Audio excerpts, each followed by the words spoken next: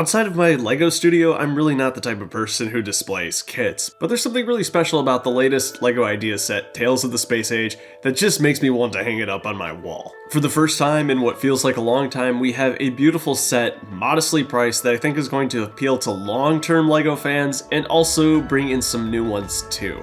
So let's take a closer look at what this beautiful set has to offer.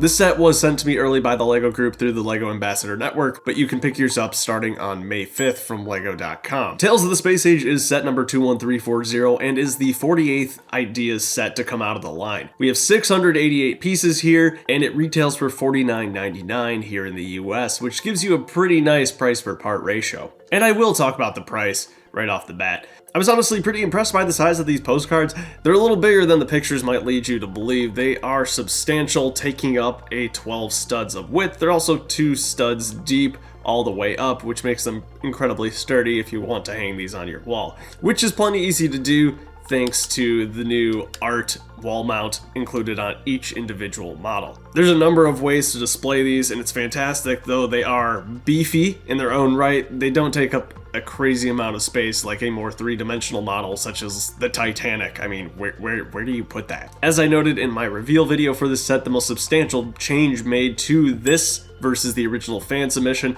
is the addition of a 4th module, a 4th postcard in the form of a black hole. But we'll look at each one of these individually. I was surprised to find that the set actually includes no less than 5 instruction manuals, 1 for each of the postcards, and then there's one additional booklet too that gives some more details about the fan designer and the stories behind each of these little scenes. It's an absolutely lovely touch, and the artwork featured throughout these booklets is really nice. Right from the get-go, there's just an element of class that this set has that you don't see too often from other LEGO sets. It's really something special. The first postcard is titled by that additional booklet as Cool Cosmic Travelers, depicting some comets shooting across the sky. The dominant color scheme here is the blue, making use of all sorts of the lovely blues that the LEGO color palette has to offer. The build is slightly changed from the original fan model, most notably in the angle of the comets, which in the official model are shown as being parallel to the ground, whereas in the fan submission they were more hurtling towards the surface. What's great about the official model in particular though is that it's super easy to angle these in any direction you want. I prefer the more angled approach, and that's what I've done here, but you can really display these any way you like. They're super easy to modify thanks to their relatively simple construction.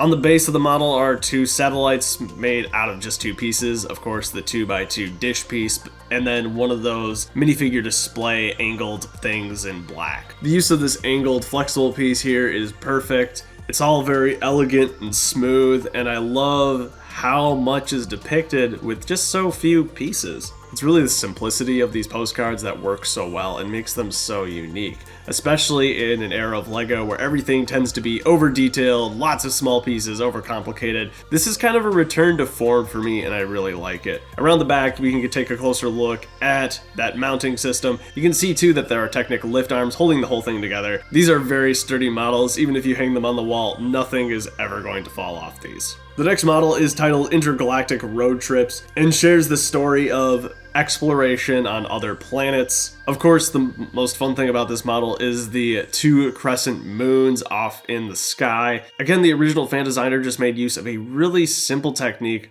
done very effectively, and the fact that each only takes 2 pieces to make this happen is really incredible. On the surface, we see a rover going by, leaving a track behind it, making use of the different shapes of tiles and plates. Another really simple technique. I do like this model a lot because it does feature dark orange, one of my favorite colors, but the colors across all of these are fantastic. They complement each other in such a great way. The gradients are awesome, and it really does give you a sci-fi feel just from the color palette alone. Next up is the rocket scene titled Out of This World. I think this is my personal favorite, the favorite of many. We have a very organic looking cloud of smoke left behind the rocket, and the trail as it goes upward is great. This model is particularly special as it leaves lots of room for customization in the form of the constellation. You can actually make different constellations, and the instructions give you some simple ideas on how to make that happen. That 1x1 tile with the star on it is a print. It's a brand new print for the set, and the set comes with plenty to allow you to make these different constellations. Personally, I do think that Ursa Major here, the Big Dipper, does look the best for this model, and that's probably why it's featured in the main build. But it might be fun to spice it up a little bit and try some of the others that are included, which are Cassiopeia, Cepheus, or Ursa Minor. The last model is the one that was not included in the original idea submission, and that's titled Into the Unknown, depicting a black hole. I mentioned this too in the reveal video that I do have some problems with this one. I think for starters, the subject matter is a little weird. These are very much retro futuristic designs, and considering black hole imagery is a very recent thing, it does feel a bit out of place. However, I must say that I think the green color really rounds out this whole display very well. I wouldn't have thought it if you had told me that, but seeing it here in practice, the green is great. The black hole just doesn't seem to be as cleverly designed as the other models, which have some really fun parts usage, but that's not to say it looks bad or anything. I think this holds up very well on its own, and it's instantly recognizable as what it is. The ground is actually quite fun though, depicting some sort of futuristic civilization silhouetted against the green, eerie sky. Even though it's not my favorite, there is still very much a story being told here, and it gets my imagination going about this alien world underneath it. The set also includes pins that allow you to connect the modules together, so you can line them all up, or line two of them up, hang them on the wall. There are an infinite number of ways it would seem to display these. At the end of the day, this is a really simple set. What you see is what you get, but what you see and what you get is really good. It's an affordable display piece, which is great to see because it feels like it's been, well, never since we've gotten something like this that you can hang on your wall. That's an official LEGO kit that costs less than $100. These are beautiful models that complement each other very well. Each has a lot to say, and even though the build experience might look like it's repetitive, I think the fun techniques employed in each of these models keeps it really interesting and exciting.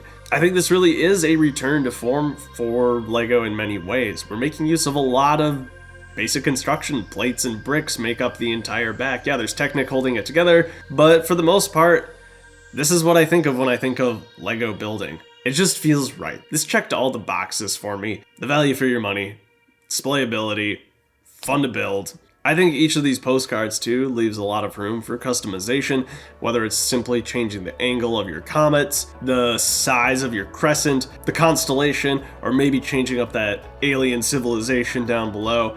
There's a lot you can do with this, and I'm really excited to see if people come up with additional modules, right?